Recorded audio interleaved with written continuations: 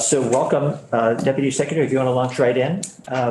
Well, we should probably give you a quick go around the table and let you know who we are. You want to start? David Templeman, Orleans 3, Brownington, Barton, and Westwood. Henry Pearl, I represent Danville, Peachum, County. Jed Lipsky, Lamoille 1, Stowe.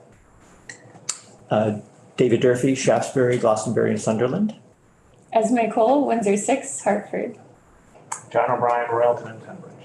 Mike Rice, Bennington Rutland District, Dorset, Danby, Landgrove, Mount Tabor, and Peru. Josie Levitt, Glendale, Chittenden, all of Glendale County, and a little piece of West Milton. And for the record, I'm Douglas Farnham. I'm the Deputy Secretary for the Agency of Administration. The area of the BA that has the most direct relevance to agriculture is on page 7. It's section E100.4, and it's called the Rural Infrastructure Assistance Program. Now, I say it has relevance because, I haven't overlaid the maps, but in what we generally define as rural, there's usually an overlap with agriculture. So there's more of a geographical overlap with the program we're talking about here. And I'll get more into the weeds as quickly as possible, but there's not a direct and strong interface with agriculture in this program. But I do think there's some reason to talk about it here and for you to have awareness of the program. So for a quick background for the committee, I've been with the state for little over 11 years now, and spent most of that time at the tax department. About 2.5 years ago, I moved over to the Agency of Administration to oversee the administration of the federal funds. So the legislature appropriated Coronavirus Relief Fund, and then half of the State Fiscal Recovery Fund, and then last year, the final half of the State Fiscal Recovery Fund. So the implementation and management of all those programs flows through the Agency of Administration, and the federal reporting and everything flows back up as well. So making sure that the state legislative intent, the federal rules, and the policy priorities of the governor mesh properly. Of course, the state statute takes priority unless it conflicts with the federal rule. And then we prioritize policy where appropriate and possible within the context that the Vermont legislature has established. So part of my role has been to help those programs launch, make sure they're designed properly, make sure our audit risk is as low as possible, and also make sure that we are hitting our mark and actually getting the money out the door, because we had $1.05 billion of state fiscal recovery, and we have until 12/31/2024 to obligate it all. That means in a grant or contract with a third party. Legislative appropriations don't count as an obligation under the Treasury's definition. So we have to engage with a third party and commit those funds.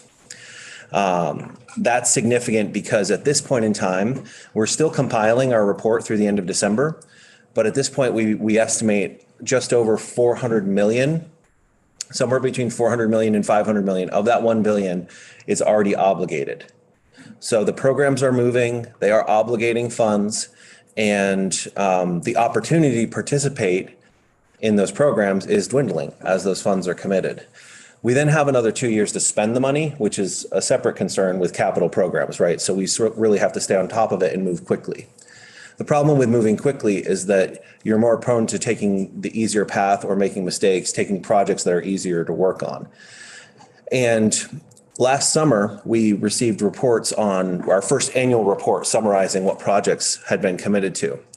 When we looked at those projects, we saw a heavy concentration of those projects in the developed and population dense regions of our state. So the ARPA money, the $1 billion, which the governor and the legislature worked together to come up with priorities that were intended to be applied to all of Vermont, appear to be flowing more strongly into the more densely populated areas, which is natural to a certain extent because you have more people there, you have larger projects, they're going to be more expensive projects. But we're also seeing the project counts, the number of projects also being higher in Chittenden County, along with the dollar amount being higher. So I apologize, I do have a table that I can share after my testimony, but at this point, we have a little over 200 million of that 400 million estimated obligated is on confirmed infrastructure style projects.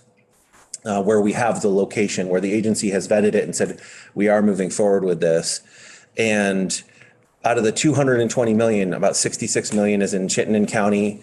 A couple of other counties are hanging around 20 million or so. Essex County has less than $1 million. And I know it'd be more helpful if you had the numbers in front of you. So I apologize for that, but I will share those. But basically, I'm a data person. When I worked at the tax department, I looked at the population trends and the taxation structure across the whole state. And so seeing the pattern in the data of underrepresentation of certain sections of the state. So that's when we started working on this proposal. And the proposal is to provide $3 million of technical assistance to communities to allow them to participate more easily, to reduce some barriers to their participation in ARPA style projects. So that's water quality infrastructure, housing development, community recovery, workforce development, business supports, climate change mitigation and resilience, and other projects that are evaluated by AOA and deemed necessary for economic development. So that could mean different things in different towns. You really have to, sometimes it really depends on the facts on the ground and what that particular town needs to move forward as a community. The idea is for AOA to take this as a short-term stopgap because it's related to this federal opportunity that the door is quickly closing on. And we can't just pause our ARPA programs, unfortunately. We have to spend the $1 billion by a certain date, or we just end up sending it back to Treasury. So none of us view that as an option to send Vermont's money back to Treasury. What's that date? Is it 26? So 12/31/2024 to have everything obligated. Right. Then 26 to have it spent. If we're working with a town, we have to obligate it to that town. So if money's going to go to a town, it has to be on the books and lined up by the end of next year. Okay. Which when you talk about scoping a community's needs, doing community engagement, doing the planning and all of the elements that go into developing a project, which may be able to apply to an A&R or not VTrans as much for this, but A&R or ACCD style program, that clock is ticking, right? Even if we start now, if we focus assistance, we want to try to get some additional projects out of those smaller communities. We want to try to level the playing field so that they can participate. We started last fall going to Essex, Orleans County. I was in Orange County yesterday. We're hearing the same thing largely from a lot of these towns. They don't have the resources in-house to come up with these projects. They know their community's needs. They know where they want to go, but they don't know how to interface with the state programs, and they don't have the people on hand to do all the research and the legwork to carry those projects through. But it also wouldn't necessarily make sense for each town in Vermont to have a full-time staff person to do that, right? Normally, they don't need that. That's why they don't have it. We're only in this position because of the exceptional circumstances of the ARPA money. The other hope with this $3 million of technical assistance is that it would put towns in a better position going into the IIJA and bipartisan infrastructure law programs and the Inflation Reduction Act programs. There are a lot of opportunities that are going to be unrolling over the next 5 years. And if towns aren't positioned so that they can apply for some of those competitive programs, then they're going to get the door slammed on them. And I think I've been a administrator, or if you want, a bureaucrat for a while. And it is always tempting to take the easy path. It is easier to work with larger communities. It's easier to work with a professional economic development staff member instead of trying to connect with someone who's volunteering their time and only has a certain amount of time during the day. It's just easier. So I think there's always a danger that people will lose sight of that and take the easy path. And we're all human. It's no fault of their own. But this technical assistance would provide a channel where those small towns can access part-time support. And, we could have 5 or 6 towns being supported by one resource. But then the state programs are interfacing with one resource. And the RPCs, VLCT, all of our existing structures would layer into this. So we would RFP, and the RPCs, we've been coordinating with them. I'm certain they would respond, not to speak too much for them, but they would most likely be a critical element of this. And this $3 million of focused support would help just provide resources to specific towns. When we look at how the legislature and the governor approached ARPA, some additional funds were provided to VLCT for high-level technical assistance to all of the towns. They've done a great job at that, but that's high-level assistance. So people at a high level have access to information, helpful, but it doesn't actually help you like get the project done on the ground. The RPCs were given more than $1 million, maybe $2 million for general assistance to all of the towns within their region. And that was good. That was necessary because there are more projects, they needed more capacity. However, that capacity wasn't targeted or focused on the communities that need more help within that. And I would say most of our historical efforts to provide specific opportunities to specific towns have been scaled by population, usually either 2,500, 4,000, or 5,000. Those are the three numbers used by the Vermont legislature most commonly. I think population is important to consider, and it is an element that was built into how we tried to identify communities that would receive this assistance. So that's the underserved community index, and I apologize, I'm throwing a lot at you right now. Representative Park? Sorry to stop you. I just am thinking in my own community. Can you talk a little bit to the actual implementation of like this money? Could it directly be used to hire somebody? How is that process? Do towns have to apply for funding to get this funding to hire somebody, or could like you were saying, maybe multiple towns hire one person to do it? Like, what's that process look like? So we're working on an RFP right now that if the BAA passes and includes this language, we would want to publish the RFP as quickly as possible, preferably the same day, like the day after the governor signed it.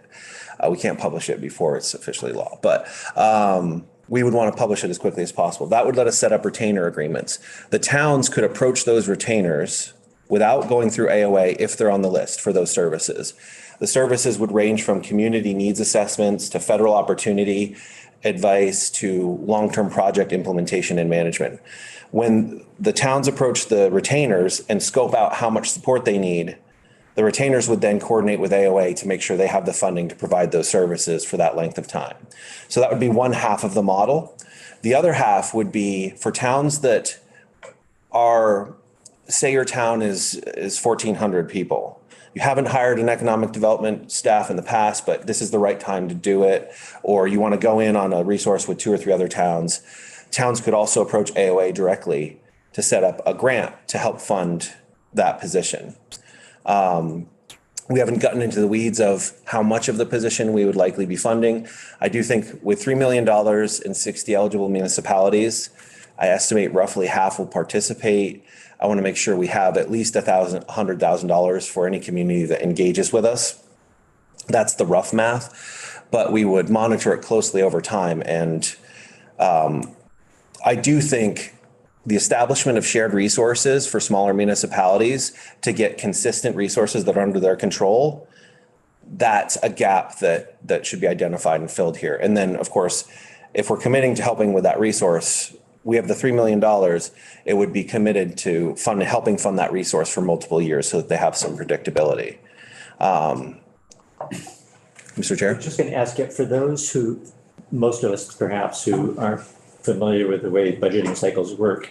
If this money is appropriated now in the Budget Adjustment Act, and it isn't all spent by June 30th, what happens?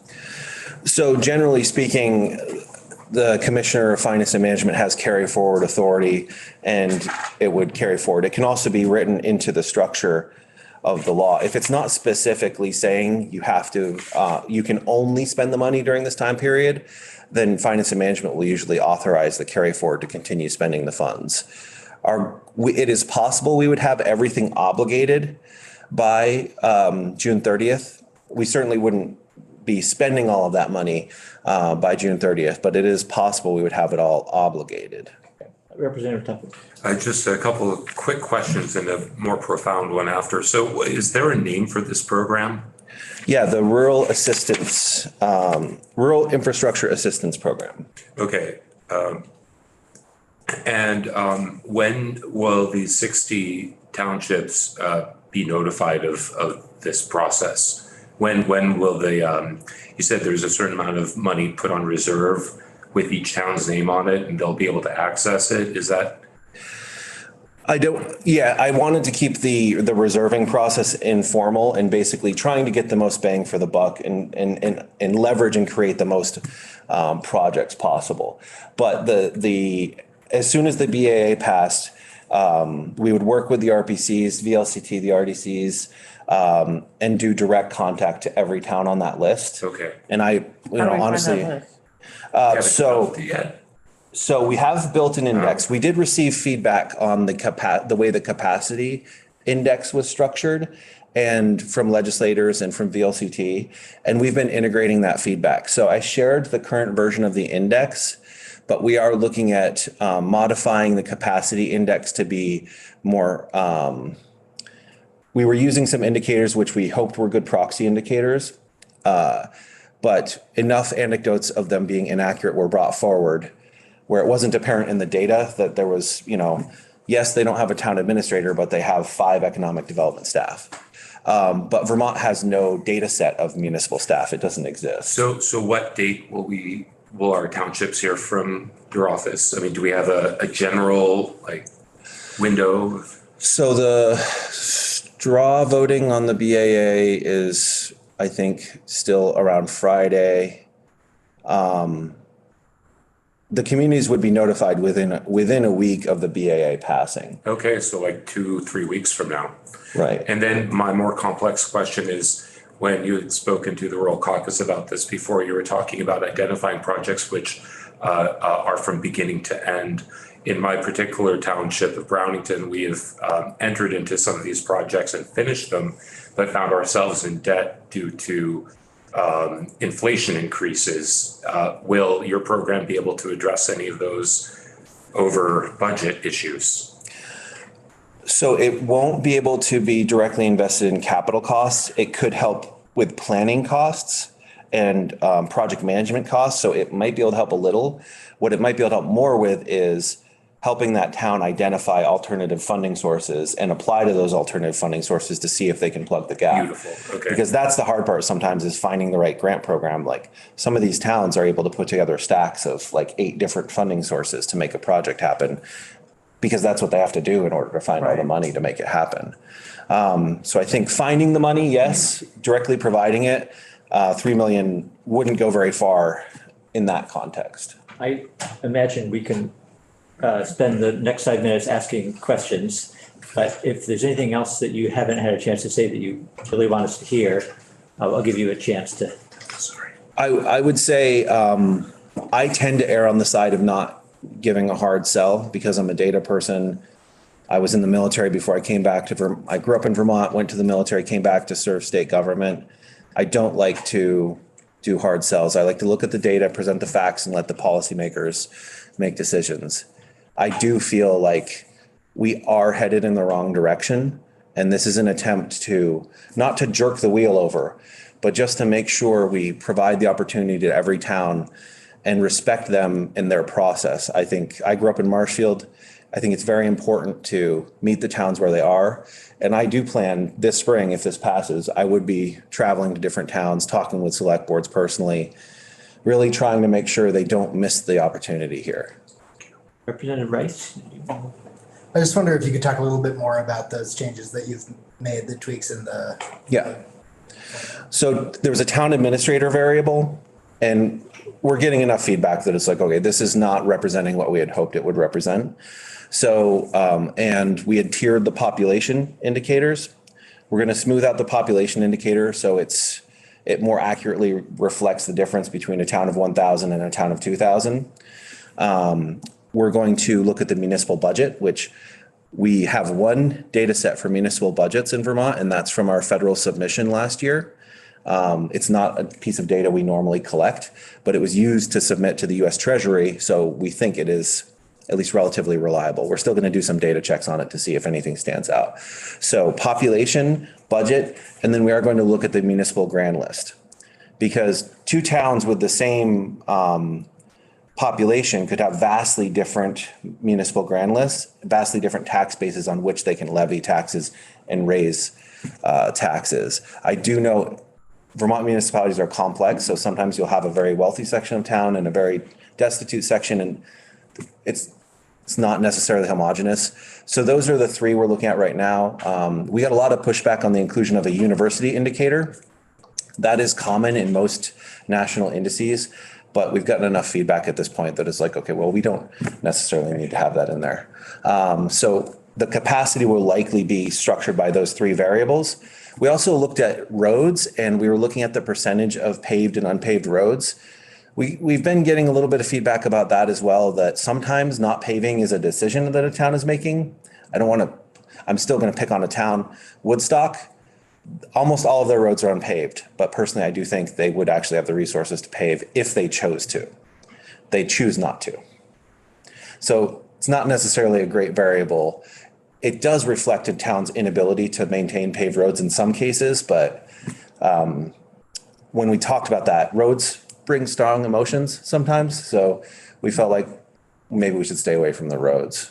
So will those changes, this is a follow-up. Yeah, go ahead. Will those changes impact the number of towns included in that 25%? So it would still be, 61, 63 towns, the top 25%. We ballparked the top 25% with the $3 million, thinking that would allow us to provide a reasonable level of assistance. We're open to adjusting the threshold. We'd obviously be open to providing more support if that were important to the legislature. We're also open to working with JFO or VLCT. We are working with VLCT on the index variables themselves. So we do want it to be a balanced and it's nonpartisan index, right? It should represent need versus capacity. That's the technical intent of it. I promised the deputy secretary we would let him leave at 11:45 because he has another meeting to attend. So we do have Michael Grady with us. We'll continue the conversation, and hopefully we can reach out and if we have follow-up questions, either individually or as a committee, do that. So. Absolutely, Mr. Chair. I'd be happy to come back or talk individually, either way. All right. Thank you so much for coming in on short notice and giving us that walk. And I'm sorry to committee who had questions that didn't get answered. Also, just wanted to apologize to folks who may not have realized we were meeting, or if your meeting went longer, I hadn't even thought about that. Okay. Well, my apologies then, and for not realizing that. And we'll make sure that if we do this again, and we won't make a habit necessarily of doing a Friday or a Tuesday morning meeting, but I didn't miss very much. I will say that. Do we have Mike with us on Zoom? Yes. Okay. Mike, are you there? Yes, I'm here. So thank you for listening in. And if there's anything you want to add, or if there are questions that members of the committee would like to ask Mike based on what we just heard, following up on the conversation that he led us on Friday, I guess, this would be the time. So one of the things I would note, Doug said that the House is going to do a straw vote at the end of the week and that the House would probably vote on it in a week or two. The budget adjustment usually does not get signed until the middle of February, early March. So the money won't be moving to your towns that quickly. They might be on notice before then, but it probably won't get out until probably June or July. Just, kind of expectations. I'm just trying to figure out like if we can help our towns kind of get ready for this process. Who's the best for people like me that are slow at understanding information? If I need to talk to somebody over and over and again to understand this, to take it to our select boards, should we go directly to Doug, or is there better people to help us understand this, or is there information out there? I think right now the best person is Doug, but ultimately your towns are going to be interfacing with somebody else at the agency of administration, if not a contractor. I wouldn't be surprised if they contracted with somebody to run the program.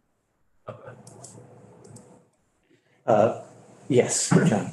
Mike, I don't know if you heard, but I was just interested in the narrative of this 3 million. Like, was it a surplus? Why did the administration pick 3 million instead of, 2 million or 10 million? And have they thought about, does this work in the regular budget? I'm sort of curious why it came up in the BAA. So I couldn't really give you a reason for their rationale, but I do think it's probably a reasonable number, considering if you use the Rural Economic Development Initiative at VHCB, they've been getting between 250 and 300,000, and they've been doing basically a percentage, like a fraction of what this program is proposing to do in moving services. So I think if you use that as a gauge, it's probably a pretty good number. In addition, you will have budget adjustment, even though these are ARPA funds and they need to be allocated and committed by those deadlines. I think you will have an opportunity for this kind of program to do a budget adjustment next year, or even in the big bill. You could probably do, if they get the program up and running and the money moving, they might be able to do a budget adjustment in the big bill as well. Okay. And as far as just wondering sort of how this works, say Cabot, Danville, Peachum, the 3 towns using maybe an RPC could hire a grants manager who would leverage other either ARPA money or IIJA money. Is that how this going to work? Well, I'd use another program kind of as a corollary. The Brownfields program last year, there was a ton of money that was appropriated to Brownfields from ARPA and other funds, and they allocated, I can't remember exactly how much. It might have been $1 million, it might have been $2 million to RPCs to go out and do what's called the site assessment work, and to basically the on the ground identification of potential sites and their and whether or not they're eligible. I think you're in the same kind of situation here. You're going to have money. Maybe they use the RPCs, maybe they use the development corporations. You ask them to go out and do the needs assessment, identify where the projects are, identify if they're eligible, try to true them up with available grants under ARPA or otherwise, and then you find somebody to write the grant application for them.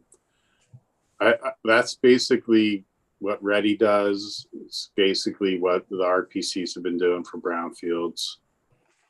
I think they're using those types of models here. Yeah, good, thank you. The committee page has a couple of documents today, including, I think, something that has a map. So not every town in the state, obviously only 25% of the towns, roughly 60, I guess, are on it.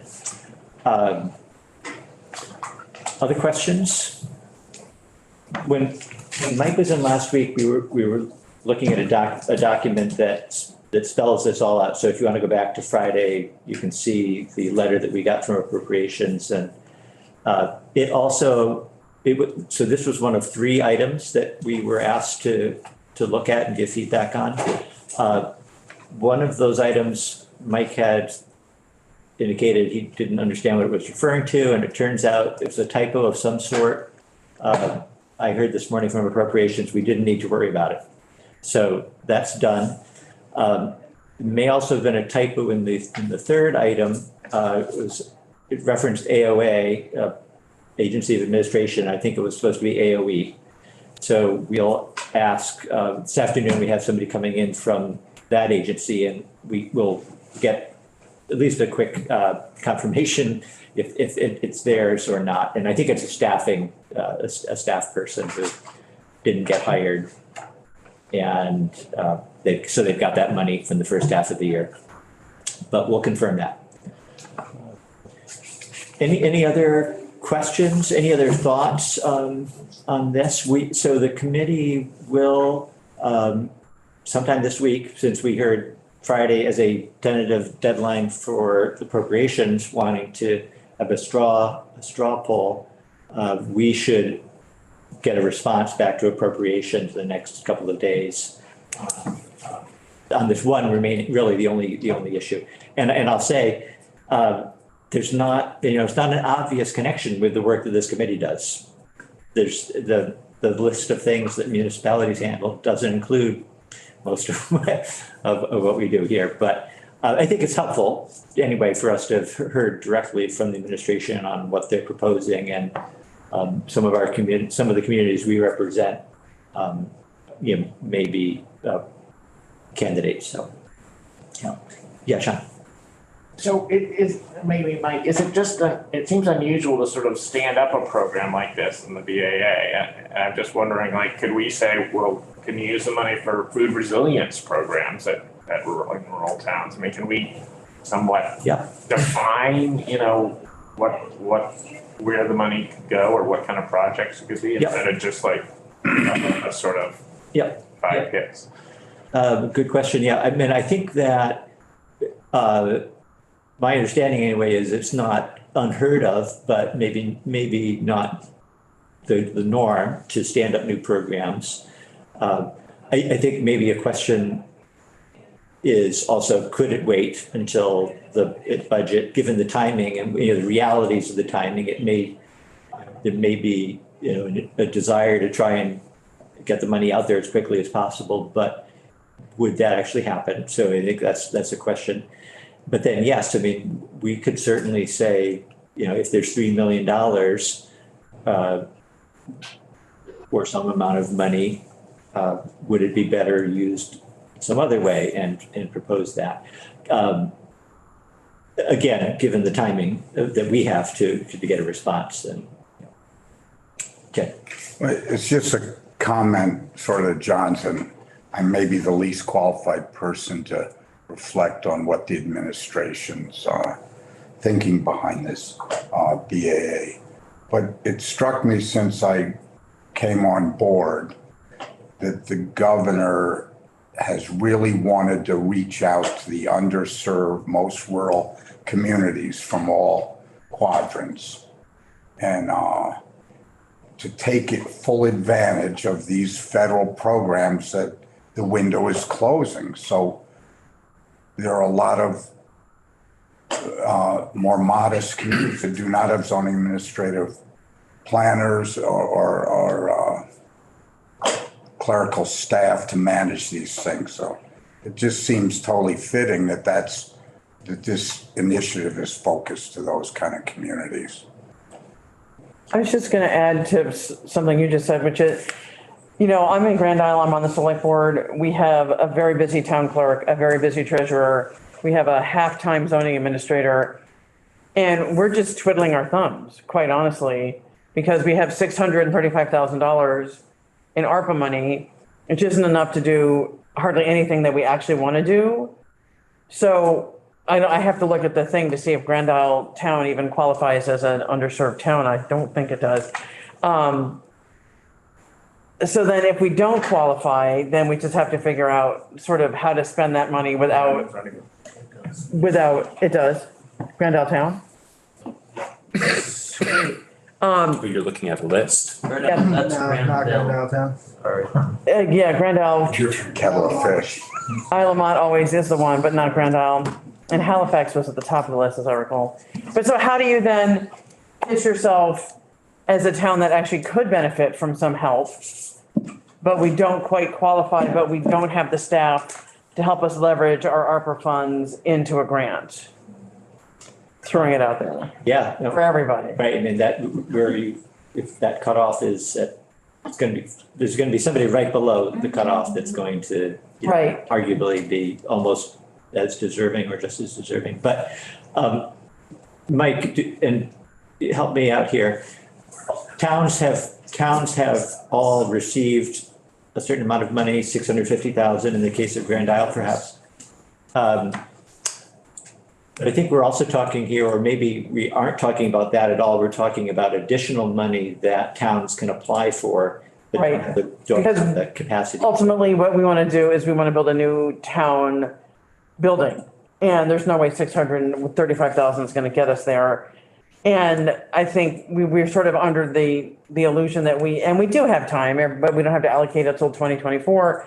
But that's going to clip up pretty fast. And I think a lot of towns are in the same situation Grand Isle is finding itself in, which is hot potato. Nobody wants to deal with it. But in the meantime, we're going to lose the money.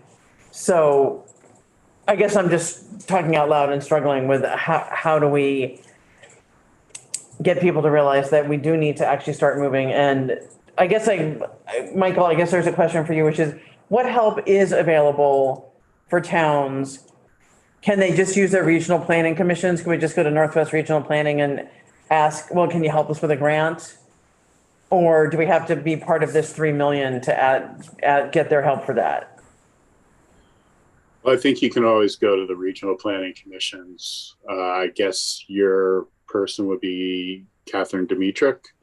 That I don't know, Catherine Dimitrick. And they can help or direct you to somebody that can help. There is also the existing program at VHCB, the Rural Economic Development Initiative, that can work with the town to do exactly or very similar work that the administration is proposing in this rural infrastructure program. It is there, and they may be able to advise you on how you can use that ARPA money. Maybe ARPA money isn't available to build a town building. I don't know. I don't know if it's eligible for that or not. But then you can move the dominoes around. You know, you can use it for something that it is eligible for, like water or sewer, Right. or wastewater, and then you take that money that the town had allocated for that and you put that towards your state building, and maybe you can leverage some money from a non-ARPA fund. You know, that's the kind of thing that Ready and now this program I think will help towns do, is try to maximize the potential for whatever money that they have.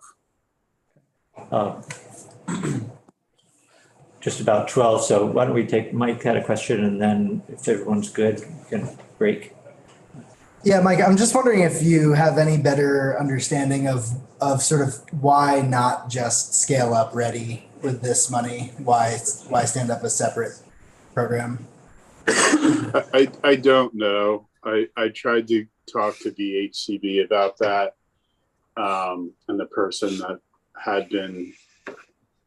that's in charge of Ready or working with Ready, and let's just say they weren't comfortable in talking publicly about any conversations they had with the administration about that. I think there were conversations, but I don't know enough about the nature of them. It's a good question, though. All right. Thanks, Mike, for joining us on that. And we're going to pause for lunch and be back here at 1. We've got we're going to hear from 2 different folks today on reports, a couple of the reports that we looked at on the list last week. One of them we've already heard from partly, and we'll be continuing on that one. But right after lunch, we're going to hear from Natural Resources.